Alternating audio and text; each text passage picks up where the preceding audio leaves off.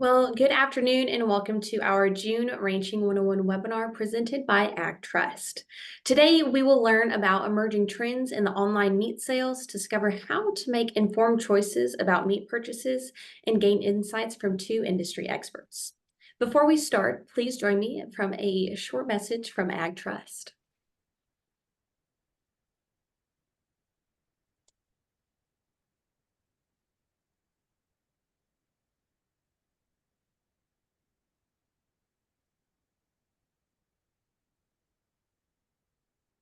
Full way of life. The partner.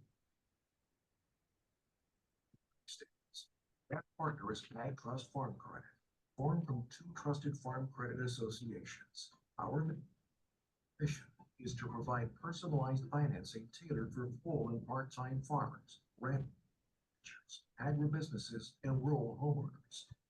Because we live in the communities we serve, AgTrust Farm Credit is here to help you succeed. When you're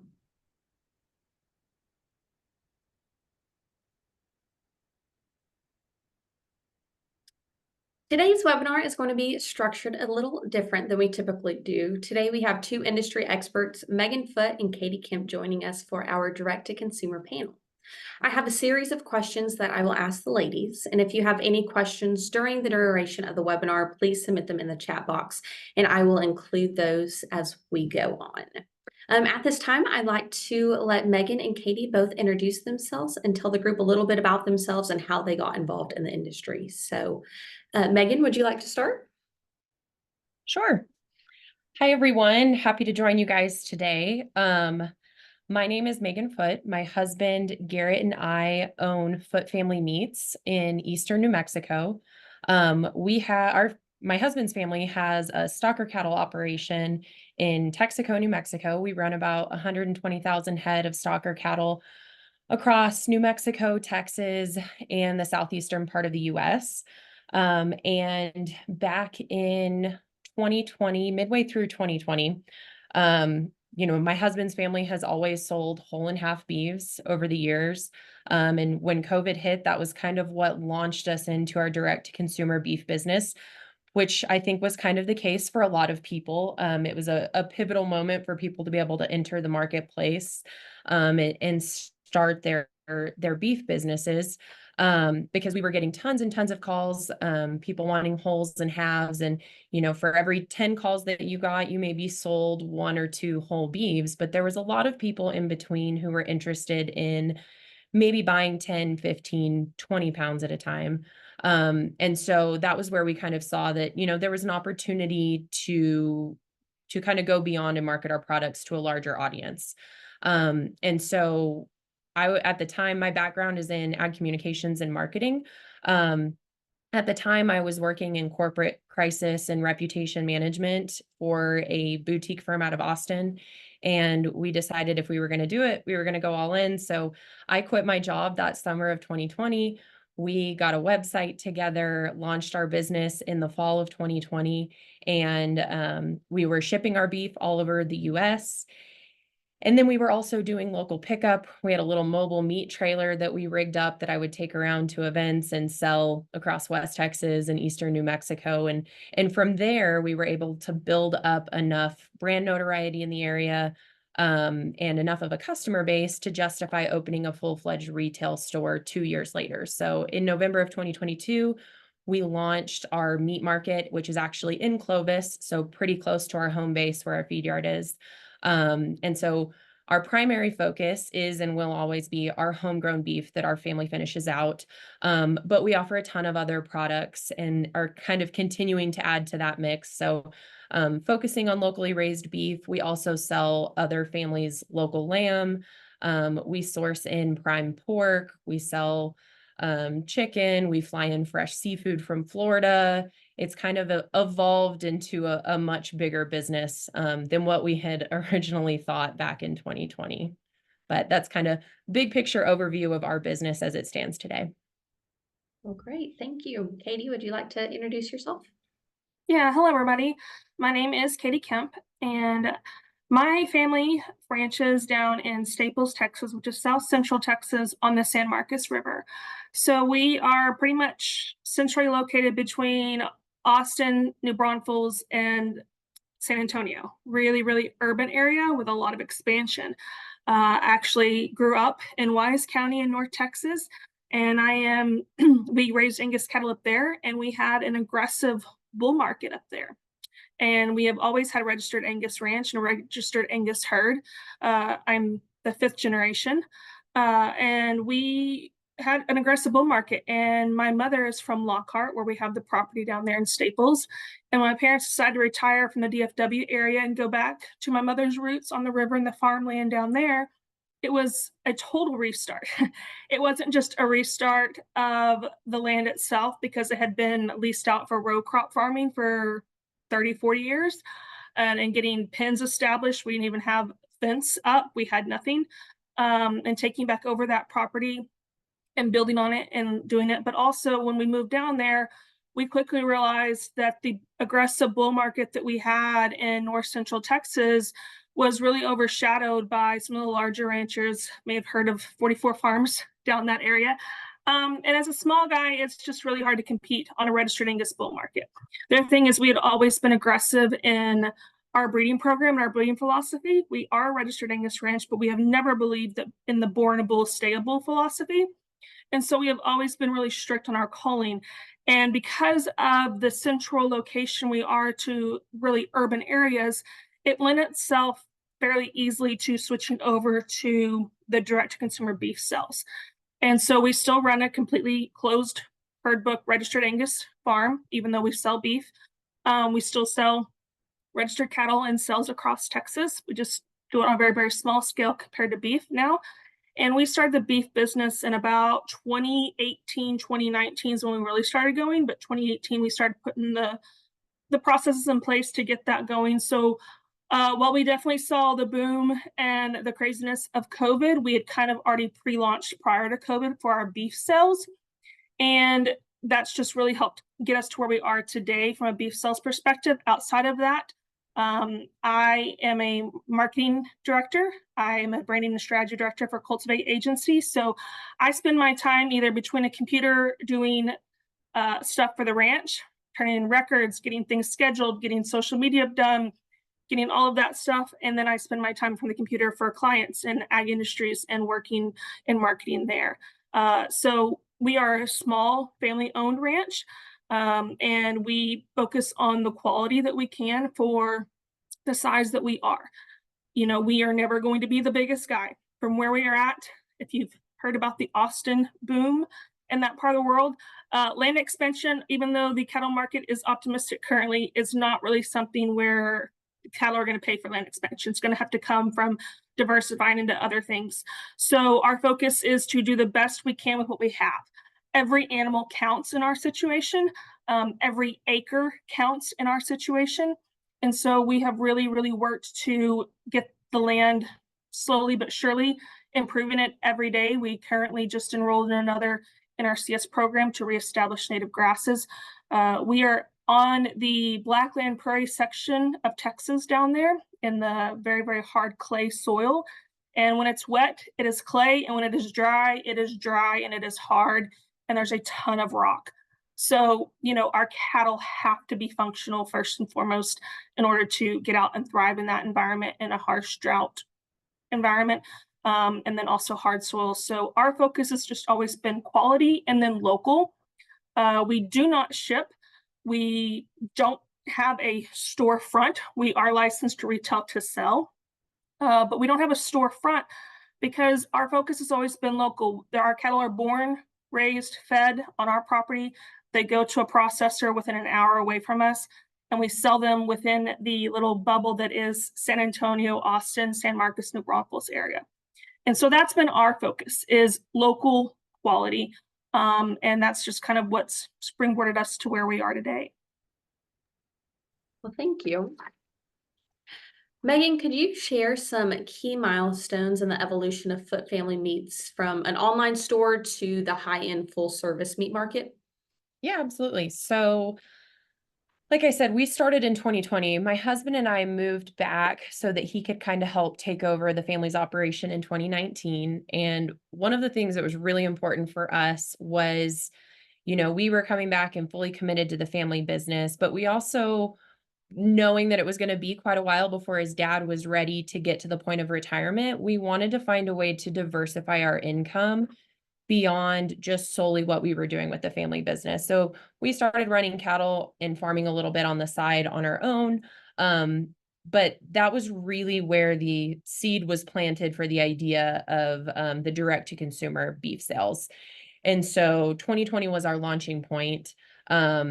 We started with a cargo trailer that we rigged up with heating and cooling, and we put some deep freezers in there basically. And you could go to the website if you were local and you can order online.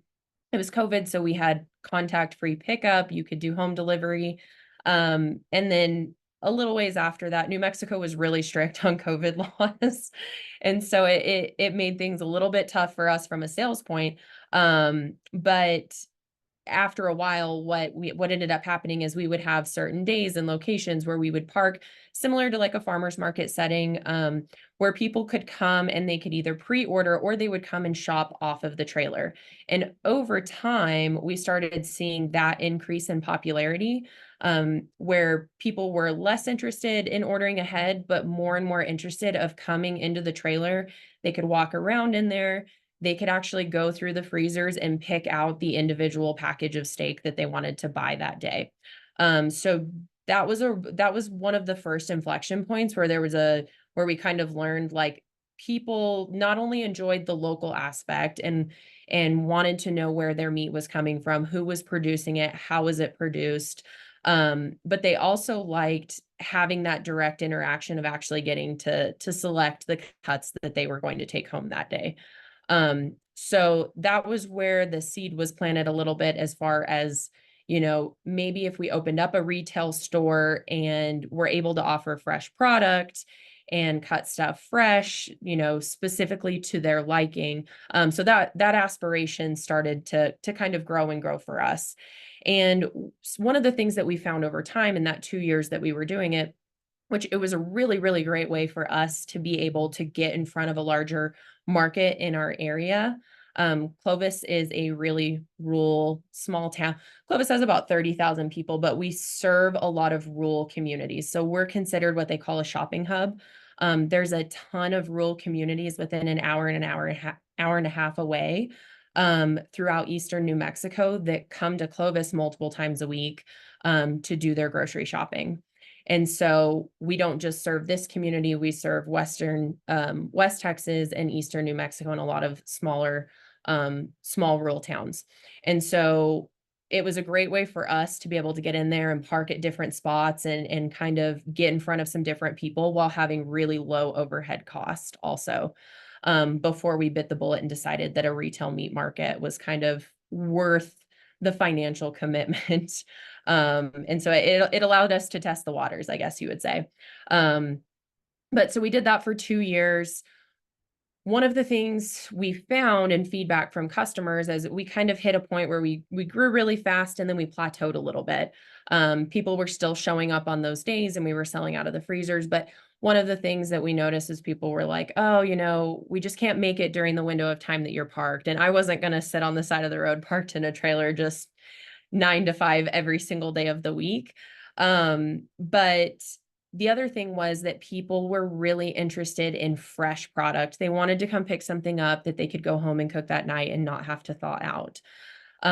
So that was where we thought, okay, we could open up a small shop and do the fresh meat deal.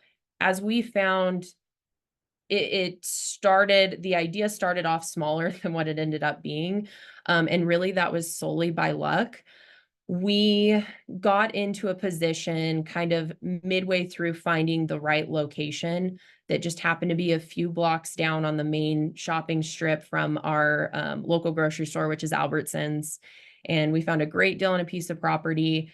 The building wasn't going to require much work for us to turn it into a meat market. And one of the things that really kind of made that shift was we had the right people that showed up that were interested in working for us, that had a ton of experience. And so a lot of these things we just kind of lucked into, I would say. But there was a program before we opened our store that the state of New Mexico does called New Mexico Grown. And I'm not sure if Texas has something similar, but, and Katie may be able to attest to this. One of our biggest struggles, and one of the struggles that I see a lot of people who are starting their direct consumer beef business, is inventory management. When people are buying local and they're buying high quality beef, they are willing to spend a lot of money on a prime quality dry aged ribeye. They see the value in that. They'll spend a lot of money on that. What's a little bit harder to sell is ground beef. Because our input costs are so much higher. The packers are able to process their beef for pennies on the dollar in comparison to what we are. So our break even on ground beef is much higher than what you would see in the grocery store. So you hit this point where you're trying to kill enough cattle to keep up with demand and keep your customers happy and coming back for those middle meat cuts that they love and that they're eating often.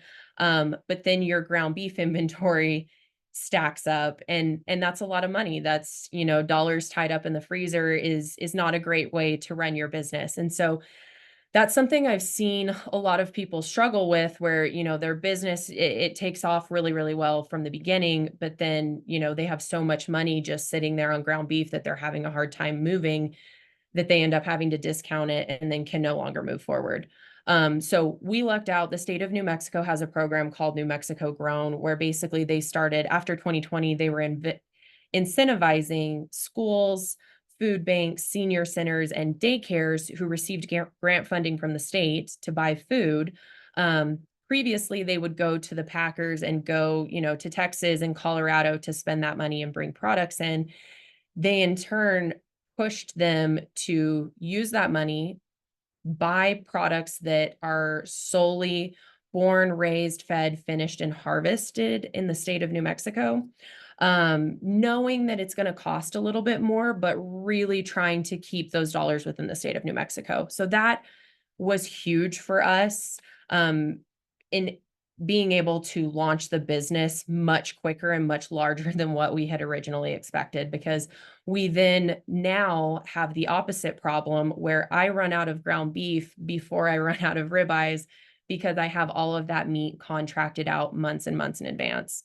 So that's really helpful. I know that's not the case for every state or every individual to be able to participate in programs like that, but I think finding a avenue to be able to market those types of products and keep your inventory under control is pretty pivotal. And so that was huge for us in kind of taking that big step, and then, being able to continuously grow at a rapid rate and kill more cattle on a month-to-month basis to be able to meet the demand for having a retail store where people are coming in each day.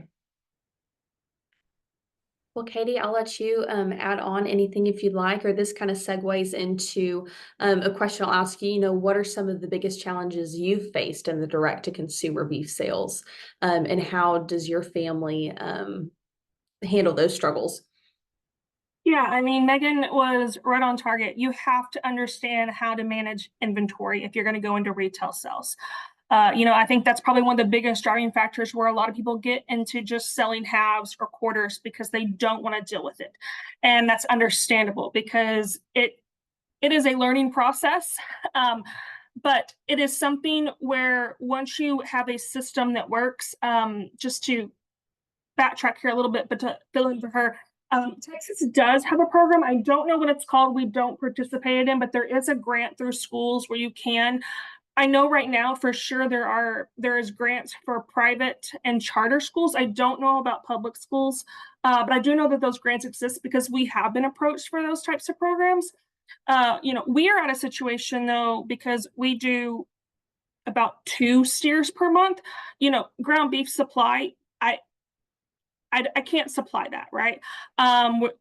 We would have to quadruple what we're raising for beef versus live animals, which, that ratio may change in the next couple of years. Who knows? It depends on cattle prices, right? But based off the ones that we raise for beef currently, we do about 2 steers a month, give or take. And so we don't have that kind of volume of ground beef. However, you still get 200 pounds plus or minus ground beef per animal. And if you're selling strictly retail like we are, there are only so many ribeyes, and everybody loves a ribeye. And so one of the things that has been a big learning lesson, and I am thankful that I do have a background and degrees in animal science and meat science, is I can understand the cuts and stuff. So when you go to these places and you go to markets or farmers markets in particular, like Megan said, she set up her trailer, and you're selling retail beef, you have to be the farmer, you have to be the meat scientist, you need to be the communicator, because you need to understand what your customers are looking for and then be able to talk to them. A lot of people love a ribeye. Strip steak is same muscle, just a little further back. You have a chuck eye, same muscle, a little further forward. Also, our ribeyes are big and they're beautiful and they're prime and they're super expensive, and that's great. But even my mother and myself, I'm not going to sit down and eat one of our ribeyes in one sitting. It's not going to happen. The guys do it all the time. Good for them. That's great. I'm not doing it. And so, we'll talk to them about a chuck eye, right? If you love a ribeye, have you tried a chuck eye? It's funny shaped. We let them know ahead of time. But hey, super tender, a lot of flavor, great. Or if you like a sirloin, have you tried a Denver steak? You're not going to find this in the grocery store. Here's that. And so the learning curve is you have to be able to talk to the customers and hear what it is they're looking for, and then be able to provide an option if you don't have it. So kind of going back to the ground beef there, again, you still get about 200 pounds, give or take, per animal, right? And so for us, we use further processing. Our processor partners with the USDA Smokehouse. And so that is how we help manage ground inventory. We also have several customers, thankfully, who buy bulk and 60, 70 pound increments at a time. And that wipes out a lot of our ground beef. So we go through periods where we actually selling out of ground beef first, just because sometimes you can't time those bulk orders around being ready, right? And so they all hit at the same time, and we'll be wiped out of ground beef within 1 day of picking up beef. Sometimes we wipe out of ground beef in 2 weeks. But we try to be consistent, where we basically an animal in and an animal out, because we let them hang for at least 21 to 28 days. So it's animal in, animal out. And so we can kind of manage flow that way and expectations with our customers who are waiting on certain things. Again, the further processing for us is a big way to manage ground beef. Our sausage products are, in my opinion, phenomenal, but our customers love them.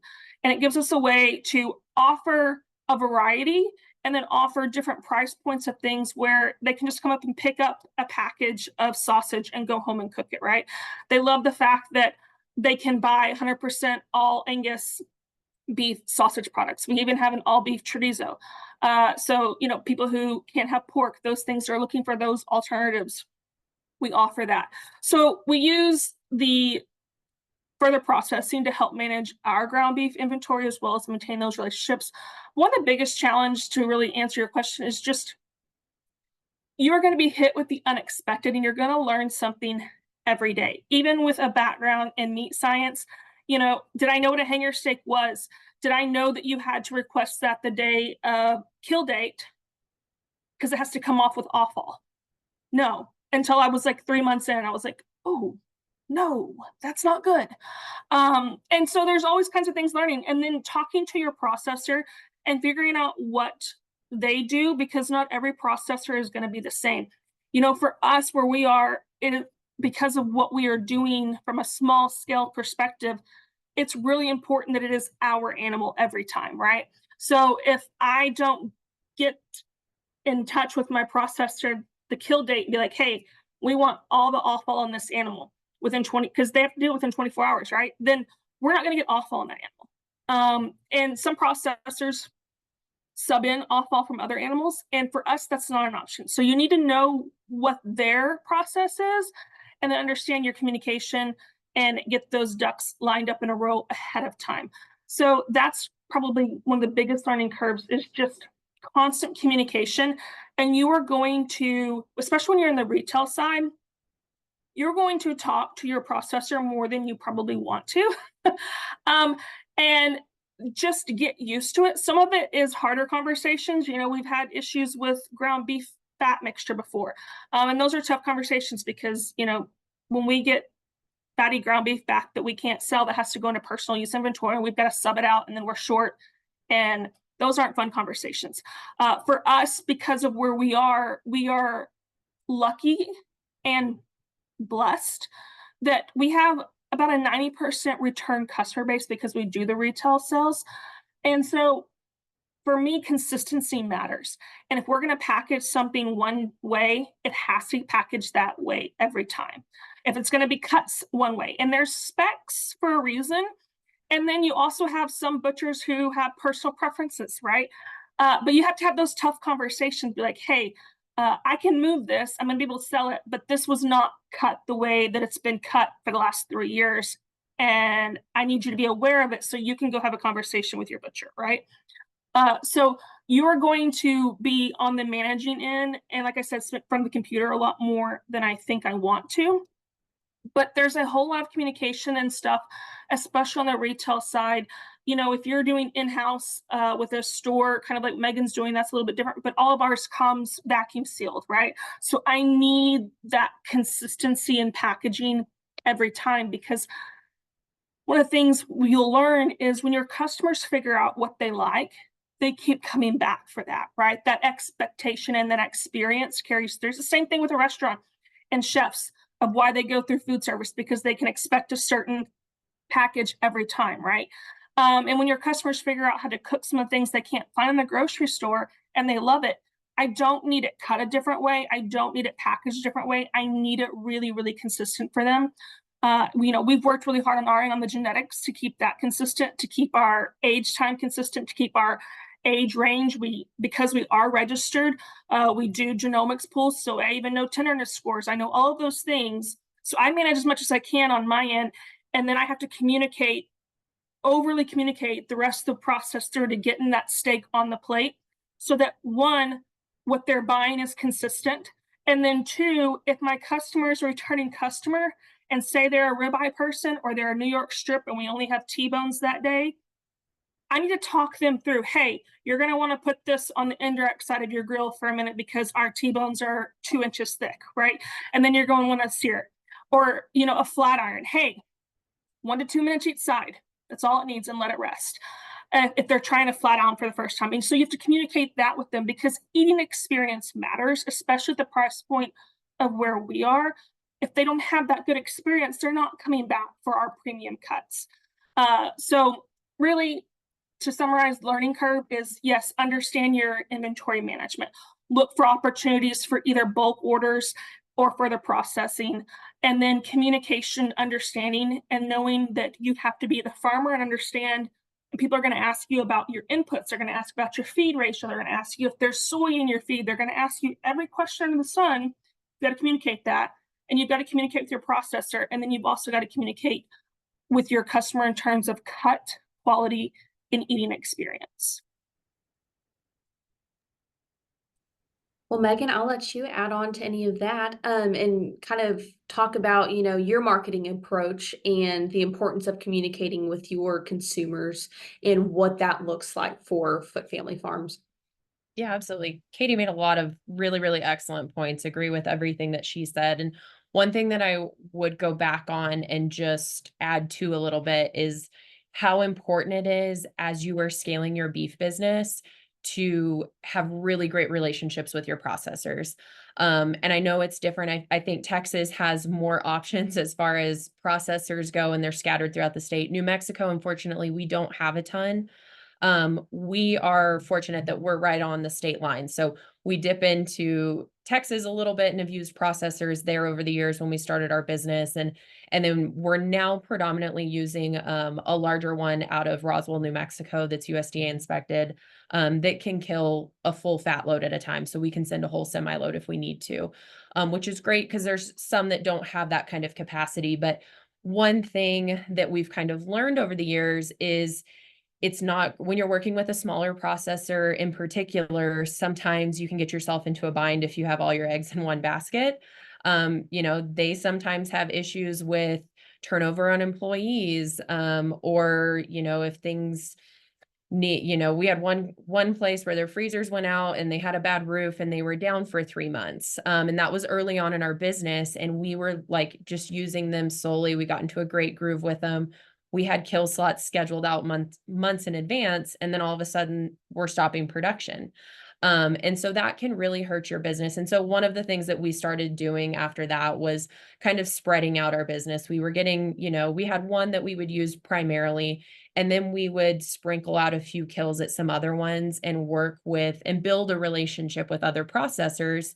So that, in the event that we needed to ramp up killing at another location, they kind of already knew the specs and things that we were looking for. Because to her point, on the retail side, it's a lot different. A lot of these smaller processors, prior to the direct consumer protein businesses kind of kicking off in the last several years, prior to that, majority of what they were killing were wholes and halves for people, either for their own family usage, or they were selling to their neighbor or somebody, a family in town that they would sell to. And when people are buying in bulk like that, they're not typically quite as concerned about, how pretty every single cut is.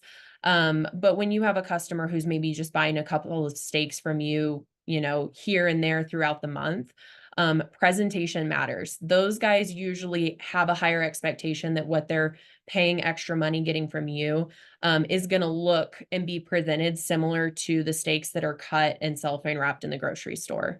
And two, depending on how you price your products. So, in the beginning, before we had the store, just like Katie was saying, we're getting that stuff. It's pre-cut. If there's any issues, or if it's not cut to a certain thickness, or if it's packaged differently, you have your pricing standards already set up on your website, and you may have taken pre-orders for something, but you get your steaks back and they're cut a little bit thicker or a little bit thinner. And so you're either overcharging the customer or you're losing money. There's a lot of things that come into play there. So it is really, really important. One thing I recommend, if you're just starting off, or, if you're looking to scale your business, sit down and have a meeting with your processors, establish, a face-to-face connection with them. We've been fortunate that they've actually allowed us, when one of the things we say is, we can guarantee that we're going to kill this many a month. And so if we're going to bring you this business, can we come in and spend a day on your processing floor, kind of showing you and approving some of the cuts and making sure that everything is cut and packaged to the standards that we need them to be. And, it's inevitable, even if you're working with a great processor, things will go great for 6-7 months, maybe a year. And then all of a sudden they've got new employees that are coming in there, and then you have a couple of hiccups. But just being really communicative and, drawing those to their attention and making sure that it gets fixed is really important, because that does have a big impact on your bottom line. And then, so that's the only, I'll leave it at that, because I think she covered everything else really, really great. But from a marketing standpoint, just diving into the next question that you had on the list. So our approach to marketing our products to stand out in our area, like I had mentioned before, so Clovis is kind of a rural area. We don't have a lot here. We've got a Walmart and we've got Albertsons, and then there's an older meat market that's been around forever that kind of focuses more on select and choice quality product. So, still good, healthy, quality meat that they're selling, but it's more for value buys. And so a lot of people in our area would actually drive to Lubbock and Amarillo, which is just about 2 hours away, to do their shopping so that they could have access to prime meats. Some people would even go as far as driving all the way to Midland, which is quite the haul, and they would stock up on, what they consider to be higher end products each month and bring back, and they were making that trip often. And so that was when we decided, if we can open this store and consistently offer high quality product that's different than what they're able to get in other areas, while also, keeping those dollars locally, that's a huge win.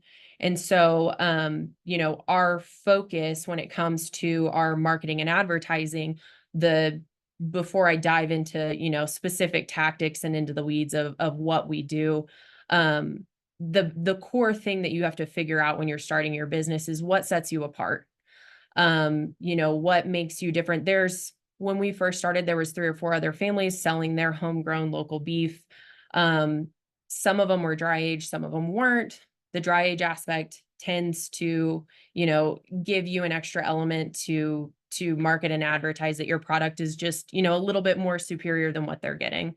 Um, we focus primarily, we're not, some of them are all natural or grass fed. That's not us. We are a conventional beef operation. We're very, very transparent about that. But our focus is more so on filling the gap of high-end quality meat. So it's that 20 to 30-day dry aged beef that is, you know, ideally prime quality at a minimum coming in at that CAB, that high choice grade. Um, Previously, we didn't have a market for choice or select. As our business has grown, I now have different avenues through the wholesale side to push that product. But when it comes to marketing, our focus is that we have the best and highest quality beef that you can buy in this area. And so that's really important, I think, is really honing in on what it is that sets you apart, that makes you different from your competitors in your area. So knowing your product really well and how you want to market it. But when it comes to specific marketing tactics, we focus a lot on social media, do a lot of paid advertising, specifically through Facebook, because that kind of hits our target demographic of who is shopping with us and willing to spend a little bit more money for our product. It's a little bit wider. It's now that we have the store, it's like 30 to 65 is our age range. But we find that we have the best ROI with Facebook ads. We're also in a little bit of a unique position where radio does incredibly well in our area. We're a big farming and ranching community. There's still a lot of people who are listening to the radio all day long. So we get a lot of great return on radio advertisements as well. And I got a degree in ag communication, so have it at least the basics, not to the degree of which Katie does, but the basics of, you know, knowledge behind social and building a website and marketing tactics and things of that nature. So it really helped us in the beginning to launch our business while again keeping overhead costs low and not having to hire or outsource that, which is nice. As your business grows, there's a lot of tedious, not so fun things on the back end that kind of bog you down. And so I will say I'm not great about being super consistent. That's, you know, one of the things I'm now kind of delegating out. But one thing we did do in this last year that I saw a lot of great traction with was I'm pretty particular about how I want our brand represented because it's our family's name, which is important. I think that's something that a lot of you guys will be able to relate to. It's hard to let somebody else tell your story. You know, even if you give them the big picture overview, they'll write up a social schedule for you that you're like, that just doesn't really sound like us. It doesn't resonate. It doesn't stand true to who we are. So it is a little hard to turn the reins over on that. But we hired a product and brand photographer this last year who had never really worked in the meat space in particular, had done a little bit of food photography and stuff, but I met with her because her images were really unique and different from what I was seeing other homegrown beef producers do. So, you know, as we started seeing other businesses pop up or people that we kind of modeled our business after, a lot of their photos and product images look the same, or you would see a lot of people using stock images. And so one thing I think is really important is as you are marketing your product, I would recommend steering clear from stock images because I think a lot of people they know that a stock photo is usually pretty evident. And so you want to gain that trust from the consumer of, hey, they're, you know, running a sale or they're featuring this item or whatever, and they're saying that it's, you know, high quality, prime grade or whatever. But it's not an image of your actual product. It's kind of like, is it really going to look that good? Or am I going to pay that much for it and it come out looking a little bit different? So using photos of your own product is really important. But I met with her and said, hey, I give you full creative reign. Come back to me with some ideas on just ways that I want people to scroll through their feed and see something and know that it's Foot Family Meats Meat Market. products as opposed to anybody else in our county or area that was, selling their ribeyes or having a sale on short ribs that week or something. And so if you go to our Instagram or Facebook and look at some of the posts that we've put up in the last 6 to 8 months, you'll notice a lot of them have really, really bright, vibrant colors and backgrounds where we can put, text on there and run an ad that week or feature an item. And so that's played really, really well for us. I think it stands out on people's feeds. I think just consistency of getting stuff out. I notice a huge difference. Like I said, I don't have time to stay as on top of it as I need to or would like to, but I notice a huge difference every time I post something and feature a product that same afternoon or the next day, we see an increase of traffic in the door or phone calls and orders of people saying, "Hey, I saw this on Facebook." And so it is just really solidifying that staying consistent and in front of people and relevant is really, really important for the growth of your business. Katie, what are some of your marketing tactics, and can you elaborate on that conversation? Yeah, and I mean, I think Megan hit all the high points there. Just tack on, absolutely. I realize how easy it is to go to Shutterstock or Getty Images. I also want to encourage you not to do it. Part of our plan, because we are small, and then I've worked that into our branding solution, is one, we've never used stock photos, but two, our photos, because of where we are selling and who we're selling to, and we don't necessarily have storefront. I'm not taking out large print format advertising marketing on ours. I use cell phone photos, and I intentionally use where it's a little bit more authentic. I don't want to say gritty, but yet it's not super polished. It's not oversaturated. It's not a professional photo shoot. Now, if you have the supply and let's say you're partnering with a high-end steakhouse, you're going to need those big glossy photos, right? If you're going to take out large print ads, you need large format professional photos. Blessed, lucky, again, because of our size, I don't do paid advertising on our beef, and I haven't had to yet. That day will probably come, and we'll progress there when we get there. To this point, since we have started, it has been word of mouth, it has been return customers, and it has been social media. But because it is social media and our website in digital format, I get away with using 99% cell phone photos. And I make sure that it is our product. Again, that kind of goes back to that packaging side of it that we talked about and the consistency of it, and having a vacuum sealed product where you can see a fillet standing up 2 inches thick with all the marbling, right? And you get a T-bone and they don't have bone dust on it. If your processor is not cleaning off the bone dust, like, talk to them, because that's a quality issue, right? Like, I get it's another step they do, but again, that is where having those conversations with quality and consistency with your processor matters, because I can take a package. Would it be prettier out of it? Yes, but I can take a T-bone and a vacuum seal package, a ribeye, a tomahawk, and you can see the marbling, you can see the quality. Also, again, that trim factor, we don't leave 2 inches, which we don't have 2 inches of back fat, but we don't leave an inch, half an inch of back fat on our steak cuts, right? So again, those conversations that lead up to this in terms of marketing. So we use 100% our cattle and 100% our beef in our photos. And because of where we are from our size and scale, I'm not doing a big professional photo shoot as of yet. Maybe one day we'll get there. Would love that. But a cell phone will suffice for probably 85–90% of what you need to do. As long as it's newer model, these cameras and these cell phones today, think smarter, not harder. Don't break the bank. Start somewhere and go with your marketing, and have a plan and a direction, kind of like what Megan had alluded to. She wanted to protect that branding. With my background, obviously I had a brand and stuff in place for Kemp Angus Farm. But that carries through in different aspects between the live cattle and the beef, right?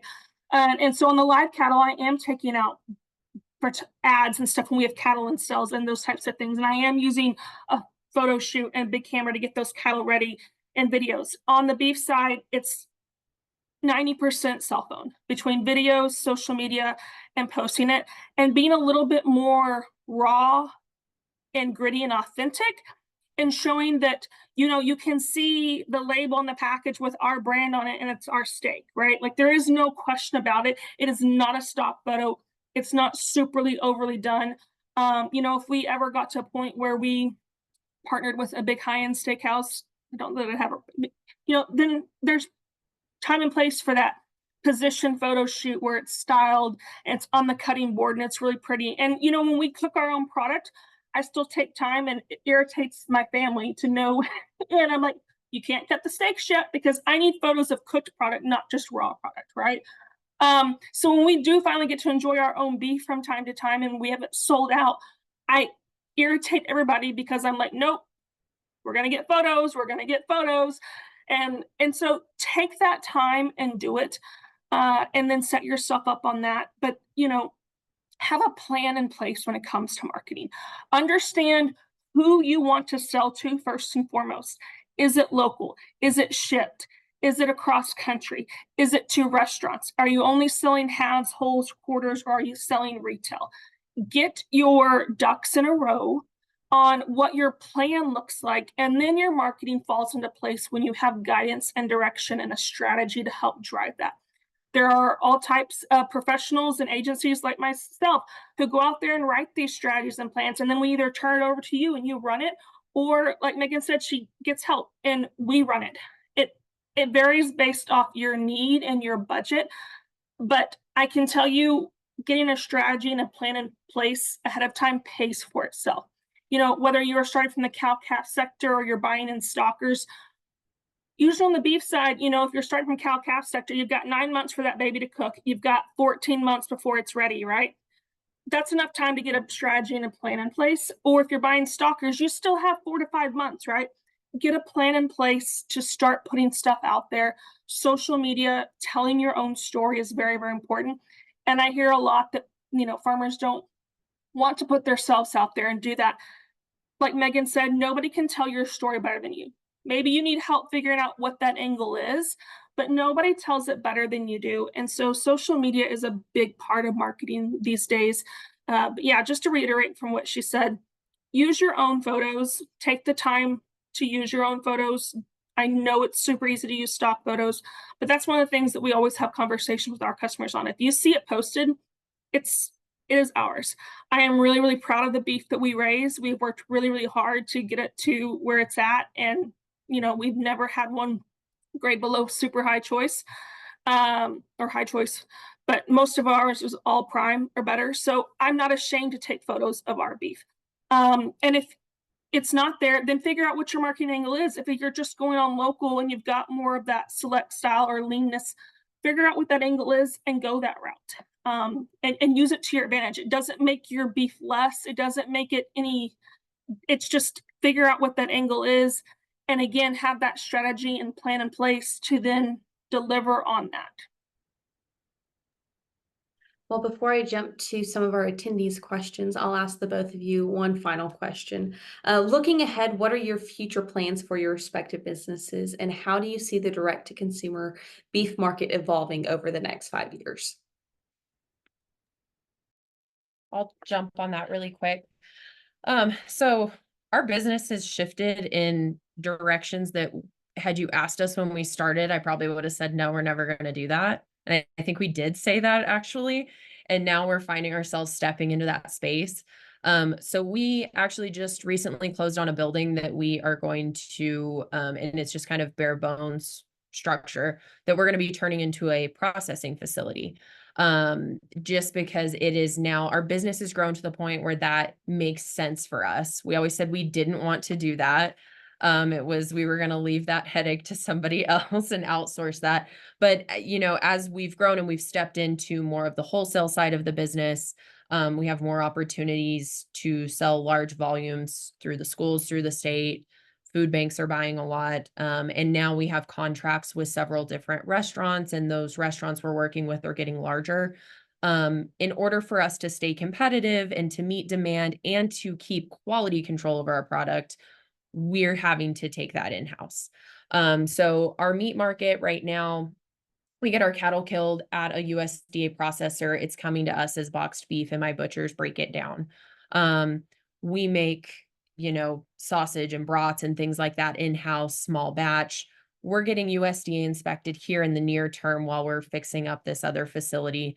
But in the next couple of years, the idea is that facility is we'll get our cattle killed off-site at some closer processing plants where we'll receive them at this new facility in halves and quarters.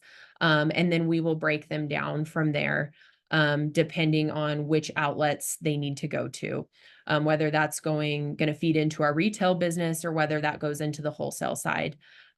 It's going to give us quality control. It's going to allow us, if we want to open up more locations down the road, it gives us the oversight of that. And then basically we're then selling back and shipping out 50-pound cases of things to these other locations, because we wouldn't be able to be at all of them all the time. And so that's kind of our path forward here in the near term. As far as what we're looking to do, once we get to that point, we will be kind of expanding and trying to get more contracts on the wholesale side, do more there. We have now gone beyond. We're not just further processing stuff that is from our cattle. We also bring in other proteins. So we work with, Mexican food restaurants, Asian restaurants. We dice, slice, cut, do stuff like that. Because a lot of restaurants now they're having a difficult time keeping employees in the kitchen. So, whatever we can do to make it easier for them, that's kind of the direction that the business has gone. But it's also going to allow us to bring down the cost of our homegrown beef too, taking that part of the business in-house. And so one of the things that we're really hopeful for is that it's going to be kind of the key for us to get our ground beef prices down to where we can be more competitive with our locally raised ground beef. We're selling our steaks and some of our higher end cuts into these restaurants, but I'd really like to be able to push the burgers on a larger scale. So that's one of the things that we have high hopes for. And then getting into more value added products also, because those sell really well. So we small batch do, brats and sausages and a bunch of different burger patty blends and things like that are popular, but we'll kind of expand in that area and sell those to other stores as well. So that's next steps as far as our business. That's the plan as of right now. We're still a ways off. We maybe figure out that we're crazy for doing that. We'll see where we get in the next 2 years there. But as far as where I think the direction of direct consumer beef marketing is going, one thing that I've personally seen is when we started, we thought our big ticket was going to be shipping our beef, because we're in a rural area, there's bigger markets elsewhere. A lot of people were shipping. That is a lot more difficult than what I think people realize. And it's really expensive. And there's a lot, depending on where you're at. We have some friends that are in the DFW area where for them, logistically, shipping makes a ton of sense for their business because they are kind of centrally located. Their shipping cost all across the US are much cheaper than what we're seeing. We ship with dry ice, and there's one dry ice distributor. So dry ice is really expensive. It's really hard to get it. It's hard to get it consistently. So, you really have to plan your ship days. Some people around here are only able to ship certain days out of the month. Really, UPS is our only option. As far as we have a UPS location here that we can drop off at, but FedEx is based out of Lubbock. So then it adds extra time and extra cost. And so it's really hard, when you're marketing your stuff online and you've got somebody, we've shipped all over the continental US now, and we have customers that reach out all the time that are like, hey, we don't mind paying extra money for really high quality meat, but can you cut us a break on the shipping cost? Because it's going to cost $50, $60, sometimes even up to $100, because you've got to ship it within a 2 to 3 day window at least in order to ensure quality when it gets there. And so depending on where they're at and the time of year, it can be incredibly expensive. Sometimes they're paying more in shipping than they are for the actual product. And so, as a consumer myself, I'm like, yeah, that doesn't make sense. it is unfortunate. And so sometimes I'm like, hey, we don't upcharge the shipping, but let me help you find a producer in your area that, is also raises really great quality stuff. And it's going to be a lot more affordable for you. And so when we opened up our store here in our local customer base, um, we have a lot of people that, through friends and family and business partners and things that want to buy our beef because they feel like they have a connection to us. But really, the true connection is our local community and people feeling like they're buying a local product and they have a close tie to it. And so for us, we've shifted away. We still ship a little bit. If you go to our website today, I haven't updated it in a long time. And I just say that we're out of stock on everything because we simply don't have the employees or the bandwidth to keep up with the shipping side of our business. Instead, people just call and we take orders over the phone and we're shipping, a couple of boxes here or there. And then we really focus on the shipping around the holidays. Outside of that, we're going to try to get away from it, I think. With the new facility, there may be opportunities for us to do that more cost effectively. It's just not been the direction of growth of what we had hoped or thought it would be. And it's a massive headache. Not to say it can't be done, and there's probably better ways to do it that I just haven't figured out. But materials are expensive, dry ice is expensive, shipping costs are expensive. When you're shipping out really expensive product and it gets stuck in a warehouse somewhere and your customers paid for overnight shipping or 2-day shipping, and it sits in a warehouse, it gets hot, it gets delivered to their doorstep, smelly and soggy. And then, you've got to go through this whole process of, maintaining customer service. And then if you paid insurance on it or if you didn't, and so you end up losing a lot of money and there's a lot of headache there. And so I've heard that kind of echoed through other producers that we know throughout the country that are doing this too.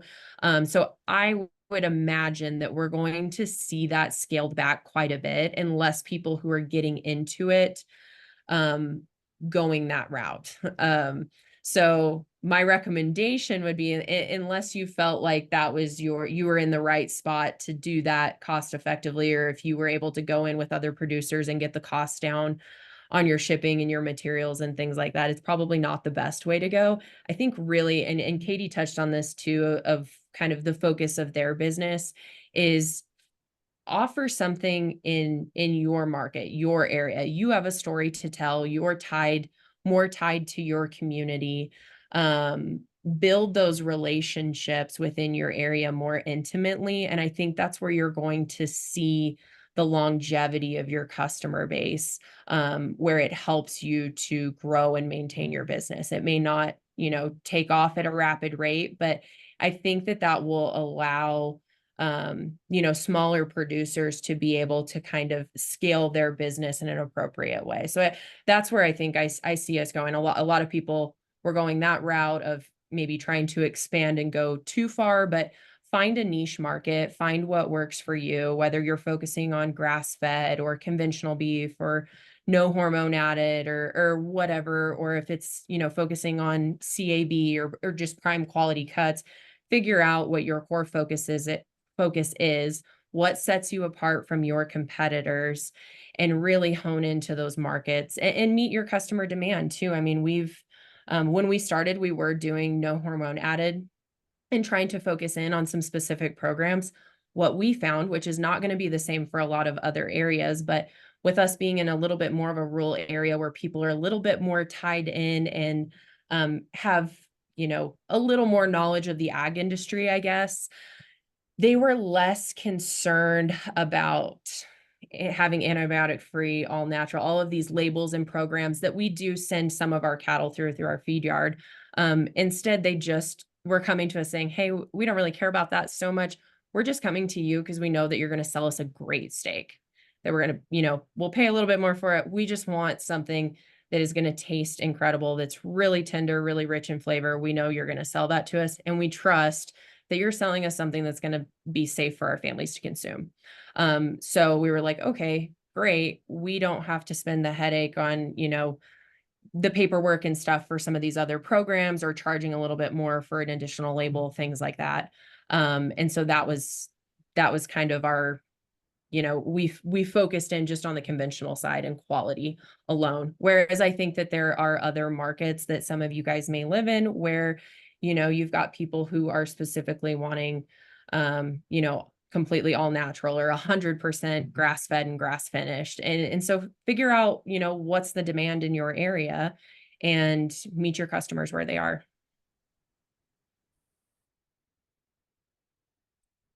Yeah, those are great points, Megan, and I'll just quickly expound because I'm pretty sure we're getting close to time with questions. But kind of what she said, you know, as far as where do I see it going, I don't see it changing, but I do see a lot, like she alluded to, jumping in with like full force and trying to do too much, too fast, too quick. And you know, I have run the numbers right and left, and I can tell you, like, it costs more than you think to run a beef business. You know, if you're still selling at $3.50 a pound, I'm going to question if you've really run your numbers. You know, and if you can make a profit at that, power to you. But at today's prices, you know, those days are gone. So, you know, don't get in too far too fast. But I don't see it slowing down, but I do see and look for opportunities and kind of that make lemonade out of lemon situation, if you will. You know, look for us, it's going to be looking at like pop-ups. There's a couple of wineries and stuff that do tasting menus. I can't go into a restaurant because I don't have the quantity supply to supply them full time. But we can do special events with local chefs who do a local tasting menu. Again, having that plan in place on who you are and who you want to be, and like Megan had just alluded to with, you know, with your customer, as I said previously, who are you selling to? We have an urban customer.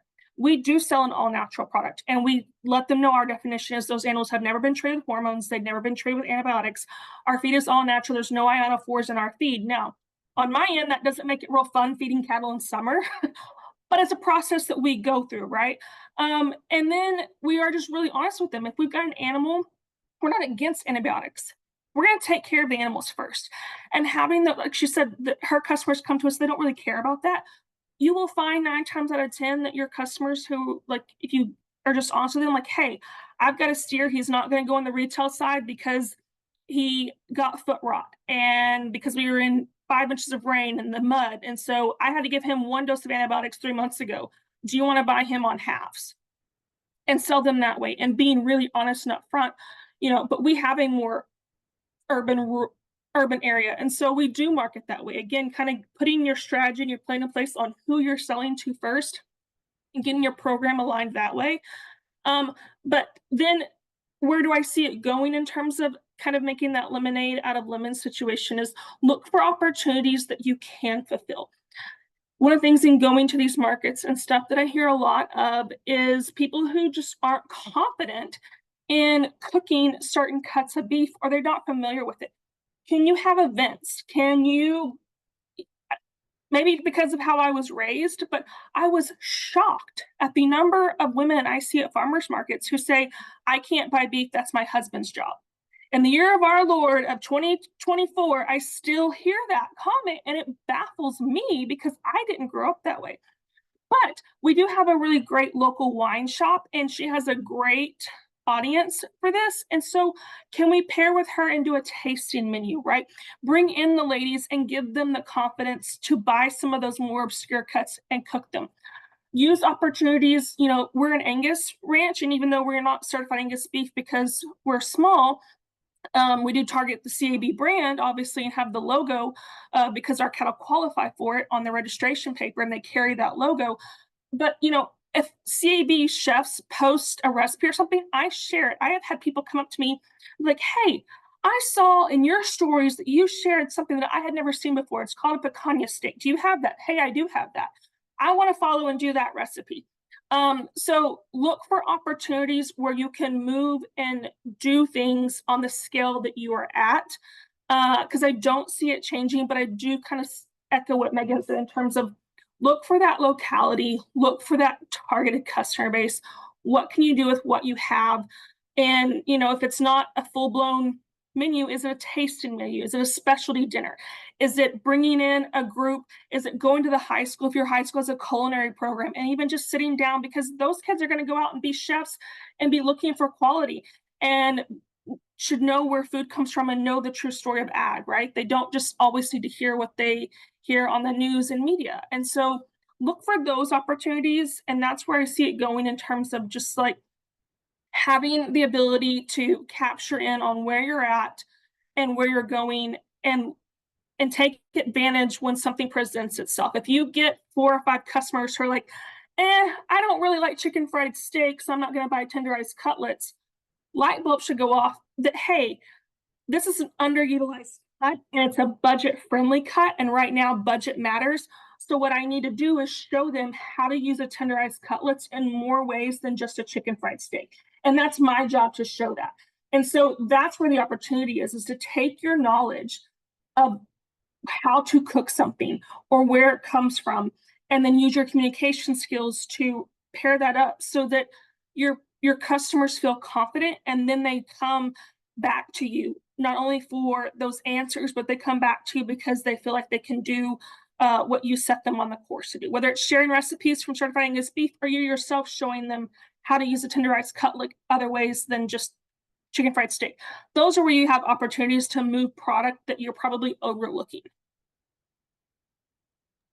Just to piggyback off one thing that you said there that is kind of segues us into something different, but I think is really important, is the whole reason we start a business is to be profitable and make money, right? And so there are a lot of cuts and a lot of things that people don't keep back, that just go to grind or to waste at a processing plant that you don't get, that you are paying for when you're paying into those processing costs. And so you want to get back as much, marketable red meat as possible, but there's other things too coming off of your beef that you've already paid for that you may not be taking, that there are ways to market.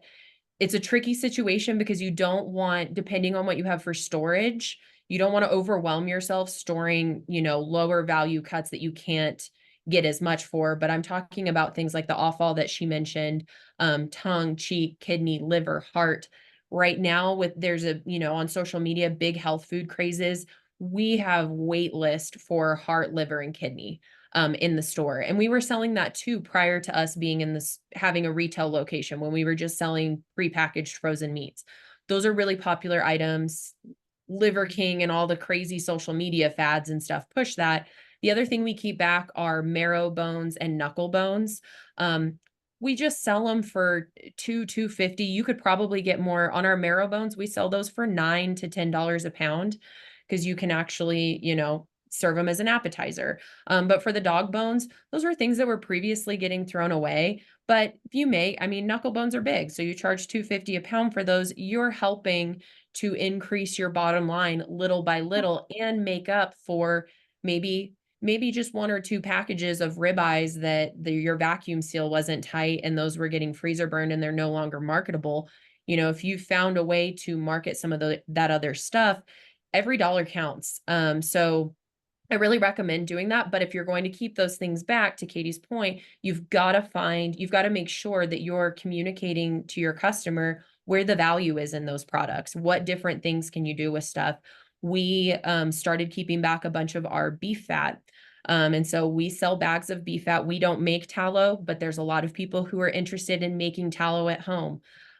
So whether that's for cooking or for lotions and things like that, we're seeing we have wait lists on our clean bags of white fat in the store right now. Another thing, during hunting season, you can really market your beef fat to hunters who are looking to add it when they're making their own deer sausage and stuff. So there's a lot of different ways to sit down and make sure that things are penciling correctly for you. Well, this has all been great information, and I would love to continue, but unfortunately, we are out of time. So if we did not get the opportunity to answer your question, please feel free to email education@tscra.org, and I will forward that to Megan and Katie, and we will definitely help you out with answering all of your questions. We just want to thank everyone who joined us today for our Ranching 101, and we look forward to seeing everyone on July 16th for our next webinar. We hope everyone has a great afternoon, and thanks for joining. Thanks for having us. Thanks.